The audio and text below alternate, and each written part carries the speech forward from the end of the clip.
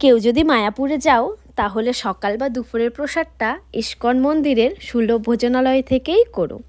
এর আগেও আমি বহুবার গিয়েছিলাম মায়াপুরে, তবে এবার গিয়ে কিন্তু আমি সুলভ ভোজনালয়ে প্রসাদ খেয়েছি। সেখানে প্রসাদের টিকিটের মূল্য নিয়েছিল 50 টাকা, আর এই টিকিটটা তোমরা পেয়ে যাবে মন্দিরের সামনেই, মানে 1 নম্বর গেটের সামনে। দুপুরে প্রসাদটা 12টার থেকে 2টোর মধ্যেই দেয়। এই প্রসাদটা খাওয়ার পর একটা যা তৃপ্তি আসবে বলে বোঝাতে পারবো না। সবার প্রথমে যে খিচুড়িটা দেয় না নানান ধরনের সবজি দিয়ে, সেই খিচুড়ির টেস্ট আমার এখনও মুখে লেগে আছে। প্রত্যেকটা প্রসাদই, প্রত্যেকটা জায়গার প্রসাদই খুব সুস্বাদু হয়, তবে কেন না জানি এই প্রসাদের স্বাদটা আমি এখনও ভুলতে পারছি না। যাই হোক, আমরাও লাইনে দাঁড়িয়ে দুপুরের প্রসাদ খেতে চলে গিয়েছি। যাওয়ার পরেই প্রথমেই মিশানো একটা সবজি দিয়ে খিচুড়ি দিয়েছে, তারপরে দিল সাদা অন্ন, ডাল আর 2 রকমের সবজি। যত খুশি তোমরা ততটাই খেতে পারবে।